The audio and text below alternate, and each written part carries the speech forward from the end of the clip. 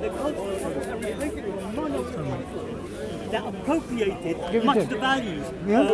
So you consider bringing people to the worship of one God instead of worshipping fire, idols, monkeys, elephants, trees, stones. Wait.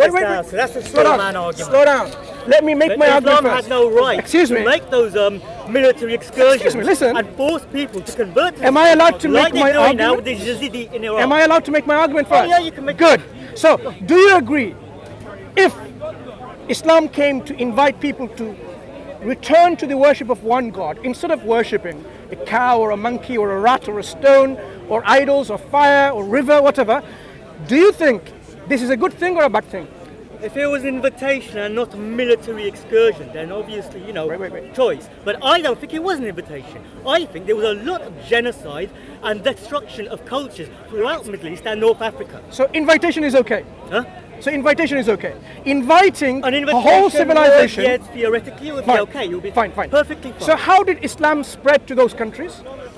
Start with Mesopotamia. Military conquest. Start with the massacre of the Jews of Medina. It was military conquest. Slow down. Mesopotamia. Start with Mesopotamia. So Islam went to which country in Mesopotamia and it invaded? Yes. Give me the names and dates. Oh my God! Now we're going to start going into exact minute details. Yes. No one. Excuse me. What's interesting is we shouldn't be waffling, right? You shouldn't be waffling. It's hard when it comes to history of Muhammad the Prophet, just came to the region and everyone just went on their knees and said, "This is right." My friend, what's your name? I'm sure there was a military conquest, What's your name? forced sexual slavery. What's your name? Shazad. Shazad. I'm Mansur, right? Huh? Now, Shazad, tell me, when Islam came to Mesopotamia, which country in Mesopotamia, now as we know by country, because Mesopotamia is no longer Mesopotamia, it has modern names. So in the 7th century, when Islam arrived to those countries, okay, so name them, date them, and how were they being invaded with a military destruction as you portray? Go ahead. We're all listening. After the death of Muhammad, in which the vast majority of the Arabian Peninsula was now subjugated under Islam, subsequent caliphs came and continued with a process of invasion of the region, in which, so for example, the Christians of Syria and Egypt became minorities in that region, as the rest of the population was subjugated up to Islam. And in Persia, for example, Iran, Zoroastrianism ceased to remain Iran's state religion. Okay, and Persia. Those who remained Zoroastrian had to take refuge in India. Let's go back. So Syria. So in Syria, you claim there was an invasion, destruction, and of people and genocide. Yeah. Yep. So now tell me, which historians? Slow down. Which historians, who are academic historians, have mentioned a genocide of the local population, whether they were Christians or otherwise, when the Muslims went to Syria and it annihilated them? It invaded the country first of all. Yep. We didn't invite them because you are disagreeing with that. You said no invitation. I don't think that any historian slow down. Theologically agrees with Islam would say anything against it. Shazad, don't make logical fallacies. Oh, you know what? We have no historian on planet Earth who has the guts and is brave enough to speak the truth, because if they didn't mention what they mentioned, then off of the head. Is that what you're saying? No, I don't buy that. Listen, Shazad, which historians, academic historians from planet Earth, it doesn't have to be Muslim, right? It could be a Christian historian or a Jewish historian or a pagan historian, no problem. Academic historians who have really, with historical references and resources and sources, have stated that when Muslims went to Syria, so you tell me when they went to Syria, they didn't invite the people, local population, they invaded and annihilated and committed genocide. So now go and start with your references. Oh, now you're going to, now you start give names, dates, quotes, citations. That's what you're claiming. Go ahead. But all you're Do you want my phone for Google?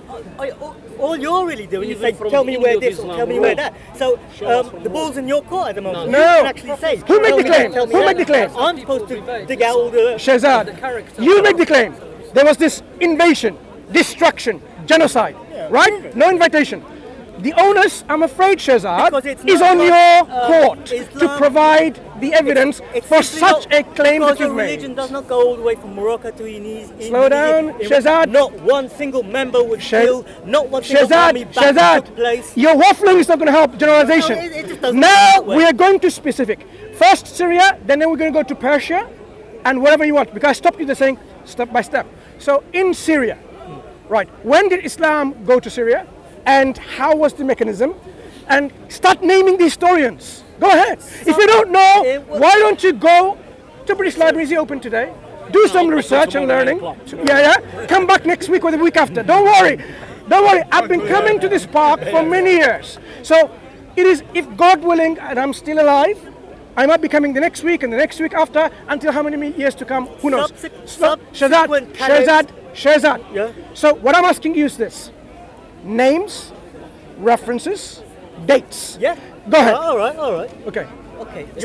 We start with a credible historian in your eye. As a historian, he mentions this.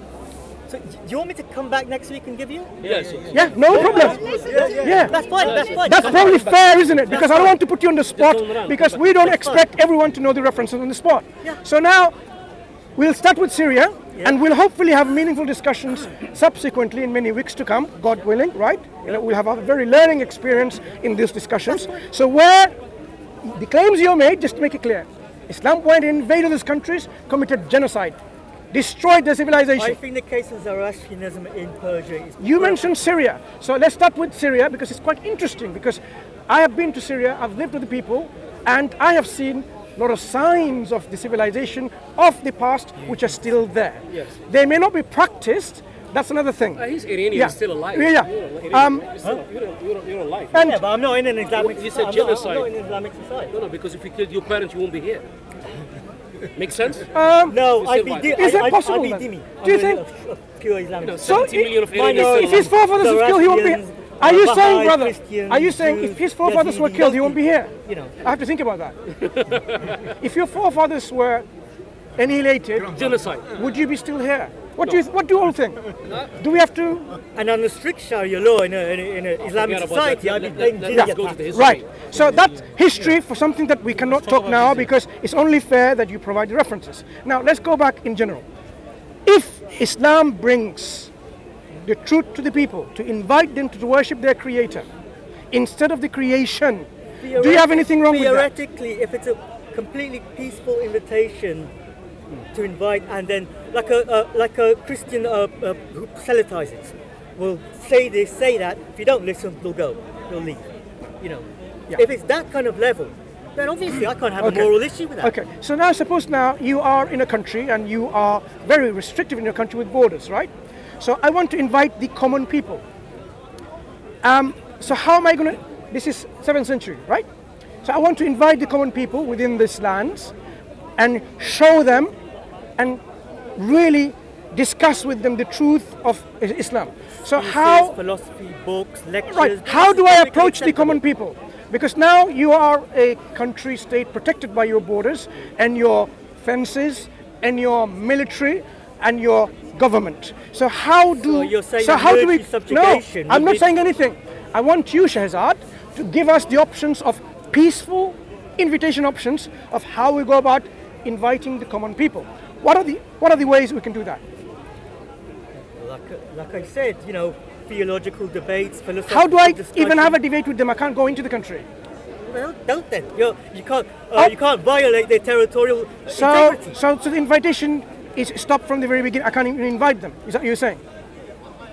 I'm sure that the invitation was there. Now, how can you invite? Because you're not even allowed to go in. Did they?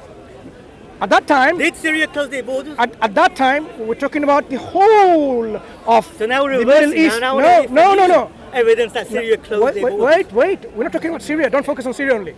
Islam came in the 7th century. Islam came in the 7th century, yeah, of the Christian era.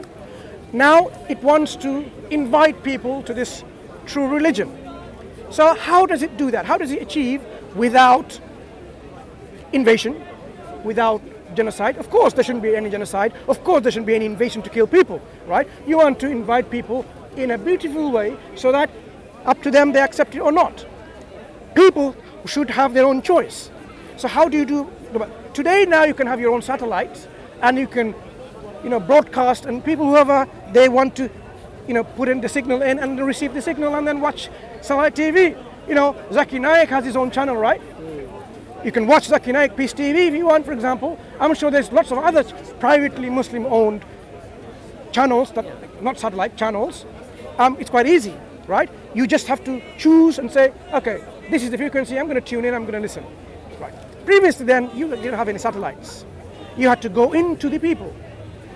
So if the government doesn't invite you in, how do you reach to the people with the truth? The only method I can think of is military invasion. But that's not right, though. Huh? That's not right. According to you, that's not allowed. That's not permissible. It isn't. It's not like right. you must convert to this, otherwise, yeah. So you are actually justifying the spread I'm of not Islam, justifying. I'm asking you. You are coming up with an alternative. But you are suggesting that there was no other alternative. What are the alternatives? That's what I'm asking you. Military invasion. And you accept that? No. That's not an alternative then. That's not a viable practical alternative, according to you. So what are the viable practical alternatives where people can really see the truth of Islam? How do you go about doing that? I don't know. Carry a pigeon? What are you supposed to do? Throw the messages in? I don't know. Okay. Do you know how Islam was invited to the people I'd like then? to hear this. I'd like to hear Do you know? Huh? Do you know? I don't know. Catapult the message in. How? Is this how Islam went to those countries? No, I'm being sarcastic. No, I think you will know the answer. No, I want you to tell us, because you are the ones who make claims of invasion. I'm saying so now, how did the Muslims, the message carrier, invite? Invasion. So they just said, okay, we're going to come to Allahu Akbar, and that's it? Well, I believe that's how it works. Right. After the death of the Prophet Muhammad, when Islam at this present moment in time was just the entire Arabian Peninsula, what we call Saudi Arabia, Yemen, blah, blah, blah.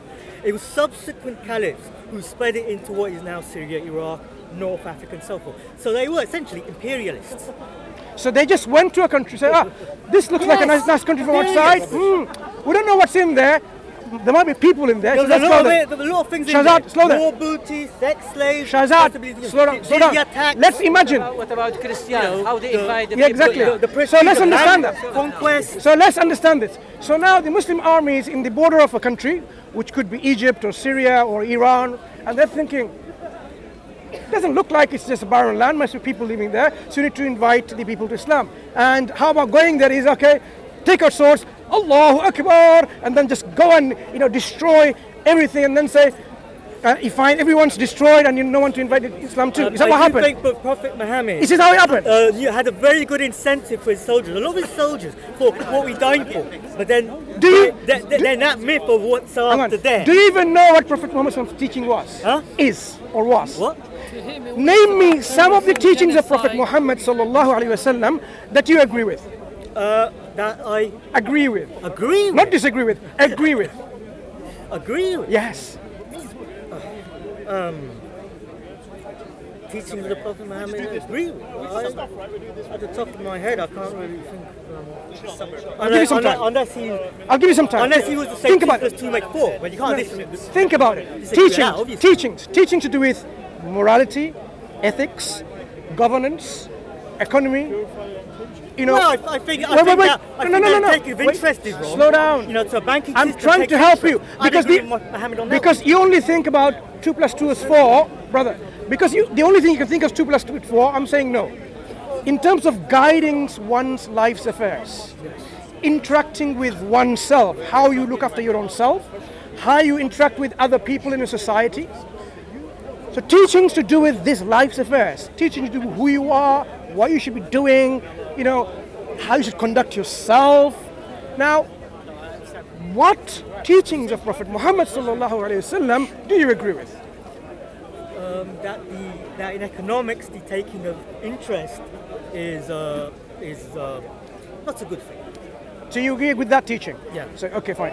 Very good. More. Drug and alcohol aren't good. Very good. Alcohol is bad for you. Okay. I don't take God's existence for granted. I can't say that there is a self where causable causes, that is itself on cause, a causal cause of the universe, specifically manifesting itself via Judaism, Christianity, or Islam. So in that sense, I remain agnostic. So I'm not going to. That's your position. So teachings. Let's see what teachings, because his teaching are so many. It covers every aspect of our life, from even before we're born to even after we die. I agree with the.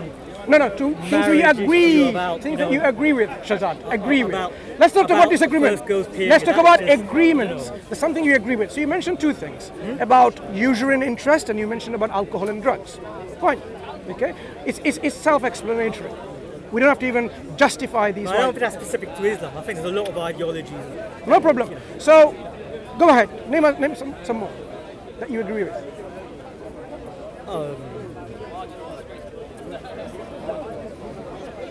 I've already mentioned the banking system.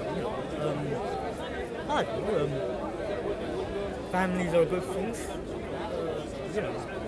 Family stability. All those basic things that in my opinion, aren't really limited to Islam anyway. You'll find them in Christian societies, in Jewish societies. You'll find them in secular societies. So they're not specific to Islam. Sure.